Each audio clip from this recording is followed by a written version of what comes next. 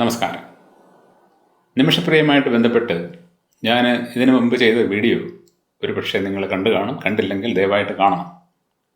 2020 നിമിഷപ്രിയ മലയാള മനോരമയോട് പറഞ്ഞ വിവരങ്ങൾ എടുത്തു വെച്ചുകൊണ്ട് അതിൽ നമ്മൾ കണ്ട പൊരുത്തക്കേടുകളാണ് ആ വീഡിയോയിൽ ഞാൻ പറഞ്ഞത്.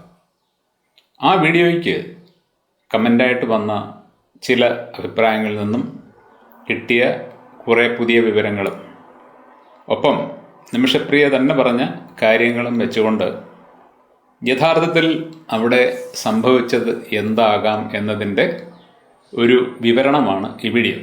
ഇങ്ങനെ ഇത് പറയുമ്പോൾ ചില ആൾക്കാർ പറയും, ഇപ്പോൾ നിമിഷപ്രിയയെ രക്ഷപ്പെടുത്താനായിട്ട് ശ്രമം നടന്നുകൊണ്ടിരിക്കുകയാണ്, ഇങ്ങനെയൊക്കെയുള്ള കാര്യങ്ങൾ പറഞ്ഞ് അതിന് പാര വെക്കണം, ആ പെങ്കൊച്ച് രക്ഷപ്പെട്ടോട്ടെ എന്ന്.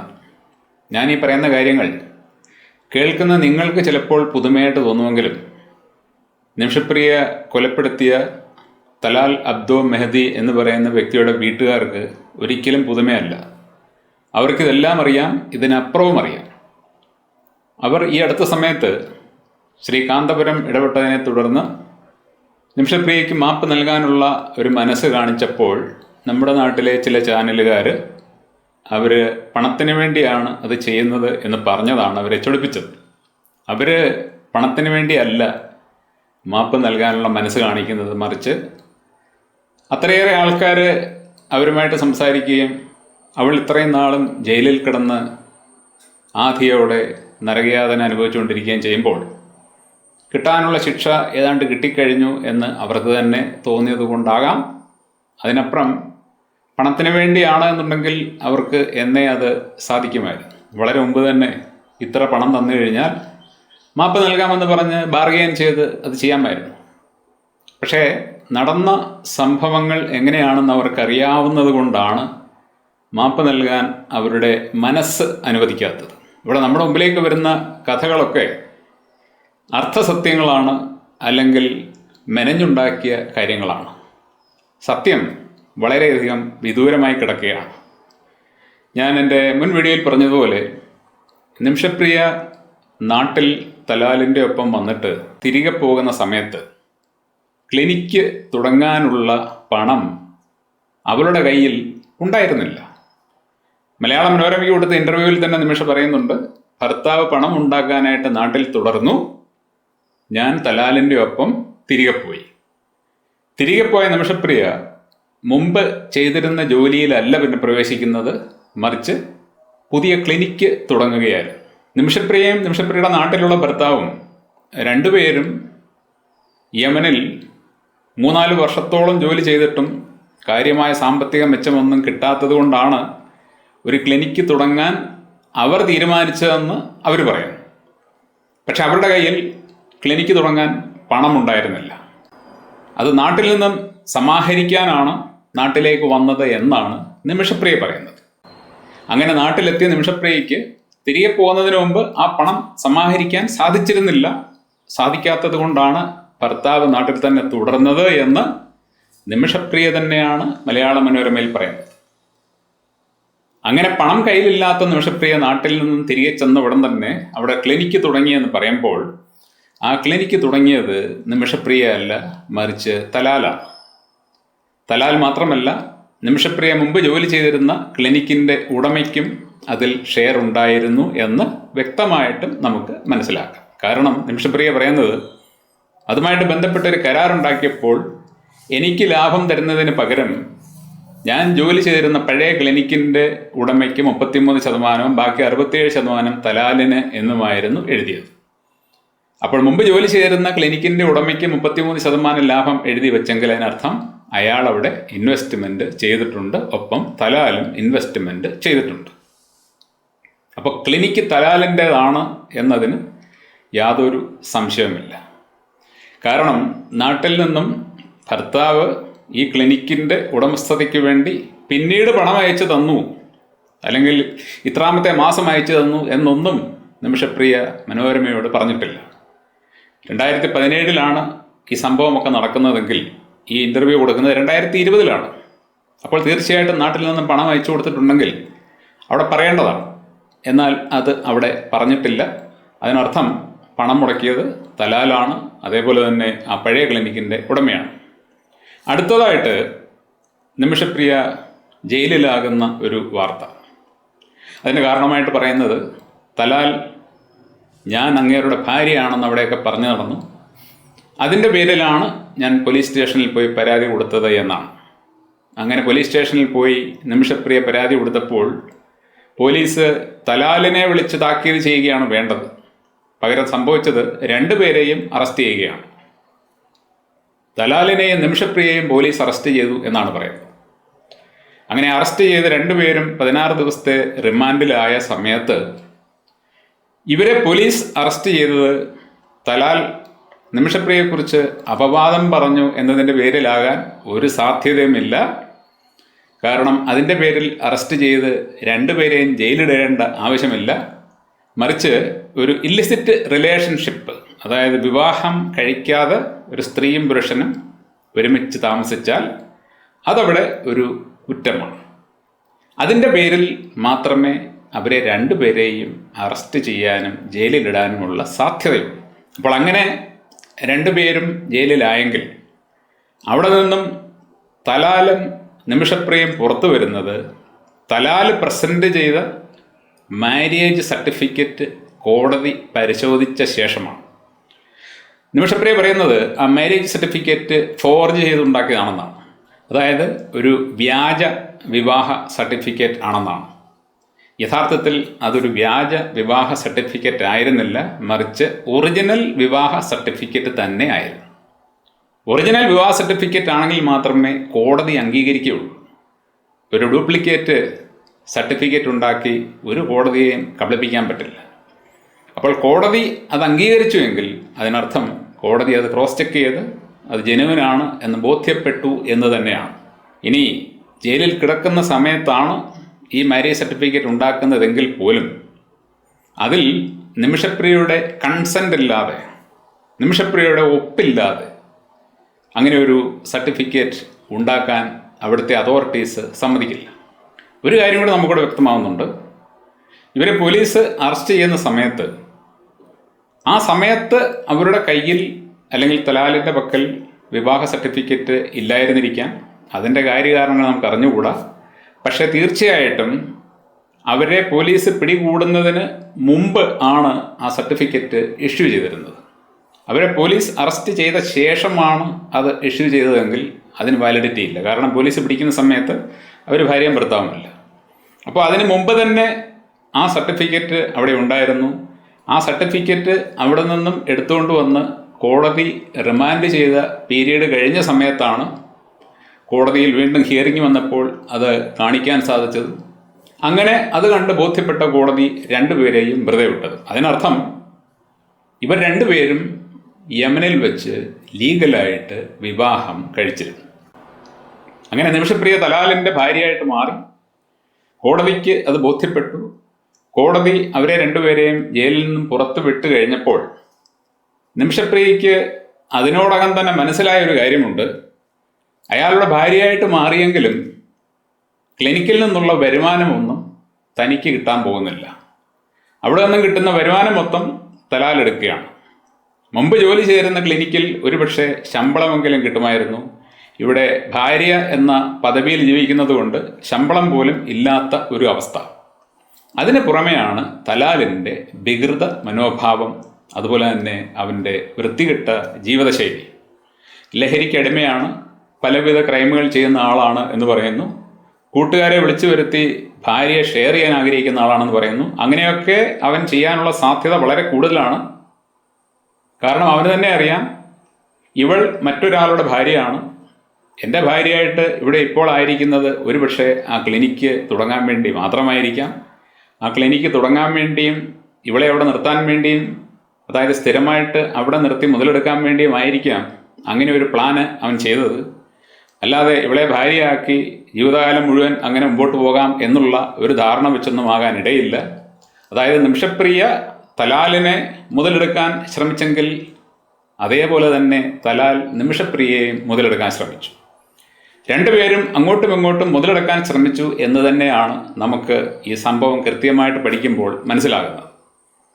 അങ്ങനെ തലാൽ തന്നെ മുതലെടുക്കുകയാണ്, തന്നെ ഊറ്റിപ്പിഴിയുകയാണ്. ഇങ്ങോട്ടൊന്നും കിട്ടുന്നില്ല, എല്ലാം അങ്ങോട്ട് കൊടുക്കൽ മാത്രമേ ഉള്ളൂ. ജോലി ചെയ്യുക, അവൻ്റെ ഭാര്യയായിട്ട് ജീവിക്കുക, അവൻ്റെ എല്ലാ വൈകൃതങ്ങളും സഹിക്കുക. നമ്മൾ ഈ അടുത്ത സമയത്ത് ഷാർജയിൽ അതുല്യ എന്ന പെൺകുട്ടി മരിച്ചത് ഭർത്താവിൻ്റെ അങ്ങേയറ്റത്ത് ഒരിക്കലും സമ്മതിക്കാൻ പറ്റാത്ത തരത്തിലുള്ള വൃത്തികെട്ട സ്വഭാവം മൂലമാണെന്നറിയാം. ഏറെക്കുറെ അതിന് സമാനമായ ഒരു സാഹചര്യത്തിലൂടെ കടന്നു പോയപ്പോഴാണ് നിമിഷപ്രിയയ്ക്ക് അവിടെ നിന്നും രക്ഷപ്പെടണമെന്ന ചിന്തയുണ്ടാകുന്നത്. നിമിഷപ്രിയയ്ക്ക് അവിടെ നിന്നും രക്ഷപ്പെടണമായിരുന്നു എങ്കിൽ ആദ്യം തലാലിൻ്റെ ഭാര്യയല്ല താൻ എന്ന് അവൾക്കവിടെ തെളിയിക്കണം. അത് പക്ഷേ സാധ്യമല്ല. കാരണം തലാലിൻ്റെ പക്കൽ മാര്യേജ് സർട്ടിഫിക്കറ്റ് ഉണ്ട്. മാര്യേജ് സർട്ടിഫിക്കറ്റ് ഉണ്ട്. ലീഗലായിട്ട് ഭാര്യയാണെങ്കിലും ഇവളെ അവൻ അങ്ങേയറ്റം ദ്രോഹിക്കുകയും ചൂഷണം ചെയ്യുകയും അതേപോലെ തന്നെ മുതലെടുക്കുകയും ചെയ്യുകയാണെന്നുള്ളത് വ്യക്തമായി മനസ്സിലാക്കിയ രണ്ട് വ്യക്തികളാണ്. ഒന്ന് ഹനാൻ എന്ന് പറയുന്ന ഒപ്പമുള്ള നഴ്സും അതേപോലെ തന്നെ ആ ജയിൽ ഉദ്യോഗസ്ഥനും. ഈ രണ്ടുപേരും നിമിഷപ്രിയയെ സഹായിക്കുന്നത് തലാലിൻ്റെ വൃത്തികേടുകൾ നേരിട്ടറിയാവുന്നവരായതുകൊണ്ട് മാത്രമാണ്. അല്ലായിരുന്നുവെങ്കിൽ ഒരിക്കലും അവർ ഇവളെ സഹായിക്കാനായിട്ട് ശ്രമിക്കില്ല. അപ്പോൾ അവർ രണ്ടുപേരും നിമിഷപ്രിയയെ സഹായിക്കാൻ ശ്രമിച്ചതിൽ നിന്ന് നമുക്ക് മനസ്സിലാക്കാൻ പറ്റുന്നത് നിമിഷപ്രിയയുടെ സാഹചര്യം അത്രമേൽ മോശവും ദുഷ്കരവുമായിരുന്നു. അങ്ങനെ ആ ജയിൽ ഉദ്യോഗസ്ഥനെ കണ്ട് ഈ വിവരങ്ങൾ പറഞ്ഞപ്പോൾ അദ്ദേഹം പറഞ്ഞത്, ഈ വ്യക്തിയെ കൊണ്ട് നീ അവൻ്റെ ഭാര്യയല്ല എന്ന് എഴുതി വാങ്ങിപ്പിക്കണം, അല്ലെങ്കിൽ അവനെ കൊണ്ട് ഡിവോഴ്സിന് നിർബന്ധപൂർവം സമ്മതിപ്പിക്കണം. തലാൽ നിമിഷപ്രിയയെ നിയമപരമായിട്ട് ഉപേക്ഷിച്ചെങ്കിൽ മാത്രമേ, അല്ലെങ്കിൽ അവളുമായിട്ടുള്ള ബന്ധം വേർപിരിഞ്ഞെങ്കിൽ മാത്രമേ നിമിഷപ്രിയ അവൻ്റെ ഭാര്യ അല്ലാതായി മാറുന്നുള്ളൂ. അങ്ങനെ ഒരു സാഹചര്യം വരുമ്പോൾ മാത്രമേ നിമിഷപ്രിയയ്ക്ക് അവൻ്റെ പക്കൽ നിന്നും നിയമപരമായിട്ട് പാസ്പോർട്ട് വാങ്ങിച്ചെടുക്കാൻ പറ്റുകയുള്ളൂ. അല്ലാത്ത പക്ഷം അവൻ്റെ ഭാര്യയായിട്ടുള്ള പെൺകുട്ടി ആർക്കും അവിടെ ചെന്നിട്ട് അവളുടെ പാസ്പോർട്ട് നീ അവന് കൊടുക്കണം എന്ന് പറയാൻ പറ്റില്ല. കാരണം അവൻ്റെ ഭാര്യയാണ്, അവനാണ് തീരുമാനിക്കുന്നത്. അപ്പോൾ അവനത് കൊടുക്കില്ല എന്ന് പറഞ്ഞു കഴിഞ്ഞാൽ പോലീസിന് പോലും ഒന്നും ചെയ്യാൻ പറ്റില്ല. കാര്യം ഭാര്യയാണ്, നിയമപരമായിട്ട് ഭാര്യയാണ്. കുടുംബകാര്യത്തിൽ കയറി പോലീസിന് ഇടപെടാൻ പറ്റും. പ്രത്യേകിച്ച് തലാൽ ഒരു യമനി പൗരനാണ്, വിദേശിയൊന്നുമല്ല. അപ്പോൾ അത് സാധ്യമല്ല. അത് സാധ്യമാകുന്നത് തലാലും നിമിഷപ്രിയയും തമ്മിലുള്ള ബന്ധം ഇല്ലാതാകണം. അതായത് ഭാര്യാഭർത്തൃ ബന്ധം ഇല്ലാതാകണം. അതില്ലാതാകണമെങ്കിൽ തലാൽ അതിന് സമ്മതിക്കണം. തലാൽ പക്ഷേ അതിനൊരിക്കലും സമ്മതിക്കില്ല. കാരണം നിമിഷപ്രിയെ കൊണ്ട് അവന് ഗുണമുണ്ട്, ക്ലിനിക്ക് നടത്തിക്കൊണ്ട് പോകാൻ പറ്റുന്നുണ്ട്, പണം ഉണ്ടാക്കാൻ പറ്റുന്നുണ്ട്, അതുപോലെ തന്നെ ലൈംഗികമായിട്ട് ഉപയോഗിക്കാൻ പറ്റുന്നുണ്ട്. എല്ലാം കൊണ്ടും അവന് മെച്ചം. നിമിഷപ്രിയയ്ക്ക് യാതൊരു വിധമായിട്ടുള്ള മെച്ചവുമില്ല. അവൾ മനസ്സിൽ കരുതിയതുപോലെ ഒന്നുമല്ല കാര്യങ്ങൾ ഉരുത്തിരിഞ്ഞു വന്നത്. അങ്ങനെ തലാലിനെ തട്ടിക്കൊണ്ടുപോയി ഏതെങ്കിലും സ്ഥലത്ത് കൊണ്ടുവന്ന് അവനെ ഭീഷണിപ്പെടുത്തി അവനെക്കൊണ്ട് വിവാഹമോചനത്തിന് തയ്യാറാണ് എന്ന് സമ്മതിപ്പിക്കാം എന്നാണ് ആ ജയിൽ ഉദ്യോഗസ്ഥൻ പറഞ്ഞത്. തലാലിനെ കൊണ്ടുപോയി ഇടിച്ച് ശരിയാക്കിയിട്ട് അവൻ്റെ പോക്കറ്റിലിരിക്കുന്ന പാസ്പോർട്ട് എടുക്കാനല്ല അവർ ശ്രമിച്ചത്. മറിച്ച് നിയമപരമായിട്ട് വിവാഹബന്ധം വേർപെടുത്തിയിട്ട് അവൻ്റെ പക്കൽ നിന്നും പാസ്പോർട്ട് വാങ്ങിയെടുക്കുക. ഭാര്യ അല്ലാതായി കഴിഞ്ഞാൽ പിന്നെ പാസ്പോർട്ട് അവൻ കൊടുത്തേ പറ്റുള്ളൂ. അതായിരുന്നു അവിടുത്തെ സ്ഥിതി. അതിനുവേണ്ടിയാണ് നിമിഷപ്രിയ ഇവന് ഇഞ്ചക്ഷൻ കൊടുക്കുന്നത്. ഈ ഇഞ്ചക്ഷൻ കൊടുക്കുന്നത് ക്ലിനിക്കിൽ വെച്ചാണോ അതോ വീട്ടിൽ വെച്ചാണോ എന്നൊന്നും അത്ര കൃത്യതയില്ലെങ്കിലും ക്ലിനിക്കിൽ വെച്ചാണെന്നാണ് നമ്മൾ അറിയുന്നത്. ഇവർ കൊടുത്ത അനസ്തേറ്റിക് മെഡിസിൻ എന്ന് പറയുന്നത് കെറ്റാമിൻ ആണെന്നാണ് പറയുന്നത്. കെറ്റാമിൻ എന്ന് പറഞ്ഞു കഴിഞ്ഞാൽ ഒരു ഹൈ അലേർട്ട് മെഡിക്കേഷനാണ്. ഒരു ഡോക്ടറുടെ സാന്നിധ്യമില്ലാതെ ഒരിക്കലും ഒരു നേഴ്സിനും അത് ഉപയോഗിക്കാൻ അധികാരമില്ല. ഒരു ഡോക്ടർക്ക് മാത്രമേ അത്, ഡോക്ടറുടെ സൂപ്പർവിഷനിൽ മാത്രമേ അത് കുത്തിവെക്കാൻ പാടുള്ളൂ.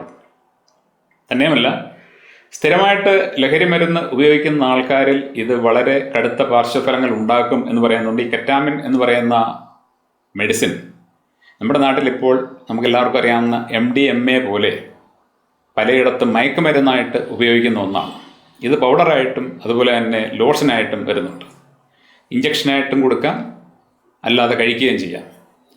പലയിടത്തും ഡാൻസ് ക്ലബിലും മറ്റും പോകുന്ന ചെറുപ്പക്കാർ ഈ സാധനം ഉപയോഗിക്കാറുണ്ട് എന്നാണ് പറയുന്നത്. കാരണം അവർക്ക് വളരെ വലിയ ലഹരി ഇത് നൽകും. ഒരുപക്ഷെ ഈ പറയുന്ന തലാലും ഇതൊക്കെ ഉപയോഗിക്കുന്ന ആളായിരുന്നിരിക്കണം. എന്ത് തന്നെയായാലും ശരി, അതുകൊണ്ട് തന്നെ ഇത് ഉപയോഗിക്കുന്ന ആളായതുകൊണ്ട് തന്നെ ഇയാൾക്ക് ഇതിൻ്റെ ഒരു കുത്തിവെപ്പ് കൊടുത്തപ്പോൾ അത് അയാളുടെ ശരീരത്തിൽ യാതൊരു അസ്വാഭാവിക മാറ്റവും ഉണ്ടാക്കിയില്ല. കാരണം ഇതൊക്കെ ഉപയോഗിച്ച് തഴക്കവും പഴക്കവും ഉള്ളൊരു ശരീരമാണ്. അപ്പോഴാണ് ഹൈ ഡോസിൽ കൊടുക്കാം എന്ന് നിമിഷപ്രിയ തീരുമാനിച്ചു. അങ്ങനെ ഹൈ ഡോസിൽ കൊടുക്കുന്നത് അങ്ങേയറ്റം അപകടമാണെന്ന് ഒരു നേഴ്സായ അവൾക്ക് ഉറപ്പായിട്ടും അറിയാം. അതറിഞ്ഞുകൊണ്ട് തന്നെയാണ് കൊടുത്തത്. കാരണം മനസ്സിലുള്ള ലക്ഷ്യം എങ്ങനെയെങ്കിലും കാര്യം സാധിക്കണമെന്നാണ്. കുറച്ചുകൂടെ കൂട്ടിക്കൊടുത്താൽ അവൻ മരിച്ചു പോകും എന്നൊന്നും അവൾ ചിന്തിച്ചു കാണില്ല. പക്ഷേ അങ്ങനെ മാത്രമേ അവനെ മയക്കാൻ പറ്റൂ എന്ന് ചിന്തിച്ചുകൊണ്ട് കൊടുത്തതാണ്. കൊടുത്തപ്പോൾ സംഭവിച്ചത് വളരെ പെട്ടെന്ന് തന്നെ അതിൻ്റെ റിയാക്ഷൻ ഉണ്ടായി. അയാൾ മരണപ്പെടുകയാണ്. അങ്ങനെ മരണപ്പെട്ട് കഴിഞ്ഞപ്പോൾ ഈ കെറ്റാമിൻ എന്ന് പറയുന്ന ഇഞ്ചക്ഷൻ ഒരു നഴ്സിന് കുത്തിവെക്കാനുള്ള അവകാശമില്ല. അതങ്ങനെ ചെയ്യാൻ പാടില്ല.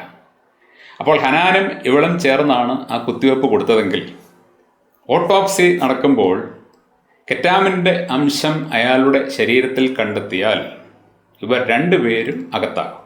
ഒരു സംശയമില്ലാത്ത കാര്യമാണ്. കാരണം ഇത് ഡോക്ടറുടെ സാന്നിധ്യമില്ലാതെ ഉപയോഗിക്കാൻ നഴ്സുമാർക്ക് പറ്റില്ല. ഹൈ അലർട്ട് മെഡിക്കേഷൻ്റെ ലിസ്റ്റിൽ വരുന്ന ഒരു സാധനമാണിത്. അപ്പോൾ അത് കുത്തിവെച്ച് ഇയാൾ മരണപ്പെട്ടു. ഈ മരണം ഇങ്ങനെ സംഭവിച്ചു എന്നിവർ പുറത്തു പറഞ്ഞാൽ ഇവരെ പോലീസ് പിടികൂടിക്കഴിഞ്ഞാൽ ഇവർക്ക് യാതൊരു എക്സ്പ്ലനേഷനും കൊടുക്കാൻ പറ്റില്ല.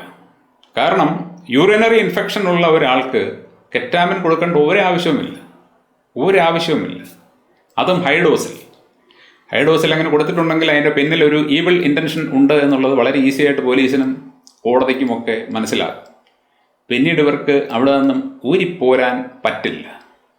അപ്പോൾ ഇവർ തലാലിൻ്റെ ശരീരം കഷ്ണം കഷ്ണമായിട്ട് മുറിച്ച് മാറ്റിയത് മറ്റൊരു ലക്ഷ്യം വെച്ചാണെന്നാണ് പറഞ്ഞിരിക്കുന്നത്. കെറ്റാമിൻ്റെ കണ്ടൻറ്റ് ഇദ്ദേഹത്തിൻ്റെ ശരീരത്തിൽ ഉണ്ടായിരുന്നു എന്നുള്ളത് ഓട്ടോപ്സി നടത്തി കണ്ടെത്താതെ ഇരിക്കാൻ വേണ്ടിയാണ് ശരീരം ഇങ്ങനെ മുറിച്ച് കൊണ്ടുചെന്ന് വാട്ടർ ടാങ്കിൽ ഇട്ടത്. വാട്ടർ ടാങ്കിൽ ഇട്ട് കഴിയുമ്പോൾ ശരീരം അഴുകും. പിന്നീട് ഓട്ടോപ്സി നടത്തിയാൽ പോലും ഇതിൻ്റെ അംശം ശരീരത്തിൽ നിന്നും കണ്ടെത്താൻ സാധിക്കാതെ പോകും. ആ ഒരു ലക്ഷ്യം വെച്ചുകൊണ്ട് ഹനാനും നിമിഷപ്രിയയും ചേർന്ന് ഉണ്ടാക്കിയ ഒരു പദ്ധതിയാണ്. കാരണം ബോധം കെടുത്താനായിട്ടാണ് അവർ കുത്തിവെച്ചത്, ഒരിക്കലും കൊല്ലാൻ വേണ്ടിയല്ല. ബോധം കെടുത്താൻ വേണ്ടി കുത്തിവെച്ചത് കുത്തിവെക്കാൻ പാടില്ലാത്ത, അവർക്ക് അനുവാദമില്ലാത്ത ഒരു മരുന്നായിരുന്നു. ആ മരുന്ന് കുത്തിവെച്ച് അയാൾ മരിച്ചു പോകുമെന്ന് അവരൊരിക്കലും ചിന്തിച്ചിരുന്നില്ല. പക്ഷെ മരിച്ചു കഴിഞ്ഞപ്പോൾ രക്ഷപ്പെടണം എന്നുള്ള ചിന്ത രണ്ടുപേർക്കും ഉണ്ടായി. ആ സമയത്ത് അവർ പരിഭ്രാന്തിയിലൊന്നുമല്ല ഇദ്ദേഹത്തിൻ്റെ ശരീരം ഇങ്ങനെ പീസാക്കിയത്, മറിച്ച് അങ്ങനെ ചെയ്തെങ്കിൽ മാത്രമേ തങ്ങൾക്ക് രക്ഷയുള്ളൂ എന്ന് വ്യക്തമായിട്ട് അറിയാവുന്നതുകൊണ്ടാണ്. മരണം എങ്ങനെ നടന്നു എന്നുള്ളത് പോലീസ് അന്വേഷിക്കുമെന്നും അത് ആര് ചെയ്തു എന്നുള്ളത് അവർ കണ്ടെത്തുമെന്നും ഒക്കെ ഒരുപക്ഷെ അവർ ആ സമയത്ത് ഓർത്തിരുന്നില്ല. അവരുടെ മനസ്സിലുണ്ടായിരുന്ന ചിന്ത ഈ മരുന്നിൻ്റെ അംശം ഇയാളുടെ ശരീരത്തിൽ നിന്നും ഓട്ടോപ്സി സമയത്ത് കണ്ടെത്താൻ പാടില്ല എന്നത് മാത്രമായിരുന്നിരിക്കണം. അങ്ങനെയാണ്. അല്ലെങ്കിൽ ഒരിക്കലും ഇങ്ങനെ അത് പീസാക്കേണ്ട കാര്യമില്ല. ഏതെങ്കിലുമൊക്കെ തരത്തിൽ രാത്രിയിലോ മറ്റേതെങ്കിലും സമയത്ത് എവിടെയെങ്കിലും കൊണ്ടുപോയി അവർക്ക് ഉപേക്ഷിക്കാൻ പറ്റും. അങ്ങനെ ചെയ്യാതെ ഇത് ചെയ്തത് അതിനു വേണ്ടിയാണ് എന്നാണ് പറയുന്നത്. അപ്പോൾ ഇതാണ് യഥാർത്ഥത്തിൽ അവിടെ സംഭവിച്ചതെന്നുള്ളത് നമ്മൾ കാര്യങ്ങൾ അതിൻ്റെ അടുക്കൽ നോക്കുമ്പോൾ മനസ്സിലാകും. പക്ഷേ നിമിഷപ്രിയ ഇത് ചെയ്തത് ചതിക്കപ്പെട്ടതുകൊണ്ടും അവൻ്റെ ഒപ്പം ജീവിച്ചു പോകാൻ സാധിക്കാത്തത് കൊണ്ടുമാണ്. നമ്മൾ മൊറാലിറ്റിയുടെ സ്റ്റാൻഡേർഡ് വെച്ച് നോക്കുമ്പോൾ പല കുഴപ്പങ്ങളും അവിടെയും ഇവിടെയൊക്കെ കാണുമെങ്കിലും അവൻ്റെ ഒപ്പം ജീവിക്കാൻ തീരുമാനിച്ച് ഭാര്യയായിട്ട് നിന്നുകൊണ്ട് ക്ലിനിക്കിൽ നിന്നും കിട്ടുന്ന വരുമാനം തനിക്കും കൂടി ലഭിക്കും എന്നുള്ള മോഹത്തോടെയാണ് നിമിഷപ്രിയ ഇതെല്ലാം ചെയ്തതെങ്കിലും തലാൽ അവൾക്ക് നയാ പൈസ കൊടുക്കുകയോ അവളെ ഒരു മനുഷ്യ സ്ത്രീയായിട്ട് പരിഗണിക്കുകയോ ചെയ്യാതെ വെറും ഒരു അടിമയെപ്പോലെ കണ്ട് അവളെ തനിക്ക് എക്കാലവും തോന്നും പോലെ ഉപയോഗിക്കാമെന്ന് ചിന്തിച്ചു. പക്ഷെ അതിന് ഒരു പരിഹാരം കണ്ടെത്തേണ്ടത് നിമിഷപ്രിയയുടെ ആവശ്യമായിരുന്നു. നമ്മളിപ്പോൾ ഷാർജയിൽ അതുല്യ എന്ന യുവതി ജീവനൊടുക്കിയ കഥ സംഭവം വായിച്ച് വിഷമിക്കുന്നുണ്ട്. ഇതേ അതുല്യ ഭർത്താവിനെ കൊലപ്പെടുത്തിയെങ്കിൽ അവളെ നമ്മൾ പ്രതിസ്ഥാനത്ത് തീർച്ചയായിട്ടും പ്രതിഷ്ഠിക്കുമായിരുന്നു. നിമിഷപ്രിയയ്ക്ക് ഉപേക്ഷിച്ചിട്ട് പോകാനുള്ള പദ്ധതിയായിരുന്നു. പക്ഷേ പാസ്പോർട്ട് കിട്ടാതെ അവൾക്ക് പോകാൻ പറ്റില്ല. അപ്പോൾ പാസ്പോർട്ട് കിട്ടാതെ വന്നപ്പോൾ വിവാഹമോചനം നടത്തി അതിലൂടെ അത് വാങ്ങിയെടുത്ത് തിരികെ നാട്ടിലേക്ക് പോവുക എന്നുള്ള ഏക ലക്ഷ്യം മാത്രമേ നിമിഷപ്രിയയ്ക്കുണ്ടായിരുന്നു. അല്ലാതെ തലാലിനെ കൊന്നിട്ട് അത് സാധിക്കാമെന്ന് ഒരിക്കലും അവരാരും തന്നെ ചിന്തിച്ചിരുന്നില്ല. ഹനാനായാലും ശരി, നിമിഷപ്രിയ ആയാലും ചിന്തിച്ചിരുന്നില്ല. അപ്പോൾ ഇത് ഒരു അപകടത്തിലൂടെ, അബദ്ധത്തിലൂടെ സംഭവിച്ച മരണമായതുകൊണ്ട് ഇതിനോടകം തന്നെ നിമിഷപ്രിയ ചെയ്തു പോയ കുറ്റത്തിൻ്റെ ശിക്ഷ മാനസികമായിട്ട് അനുഭവിച്ച് തീർത്തതുകൊണ്ട് തീർച്ചയായിട്ടും അവൾക്ക് മോചനം ലഭ്യമാകും എന്ന് തന്നെയാണ് എൻ്റെ ഉറച്ച വിശ്വാസം. നിമിഷപ്രിയ മോചനത്തിന് അർഹയാണ്. ചെയ്തു പോയ തെറ്റിനുള്ള ശിക്ഷ ഇതിനോടകം അനുഭവിച്ച് കഴിഞ്ഞിട്ടുണ്ട്. അതുകൊണ്ട് തന്നെ ഇപ്പോൾ നടത്തിക്കൊണ്ടിരിക്കുന്ന നിമിഷപ്രിയ മോചന പ്രവർത്തനങ്ങൾ ഫലം കാണട്ടെ എന്ന് ഞാൻ ആത്മാർത്ഥമായിട്ട് ആശിക്കുന്നു. നമ്മുടെ മനസ്സിൽ ഈ നടന്ന സംഭവങ്ങളെക്കുറിച്ചുള്ള ഒരു വ്യക്തമായ ചിത്രം ഉണ്ടാകാൻ വേണ്ടിയാണ് ഈ വിശദീകരണം നൽകിയിരിക്കുന്നത്. Thank you.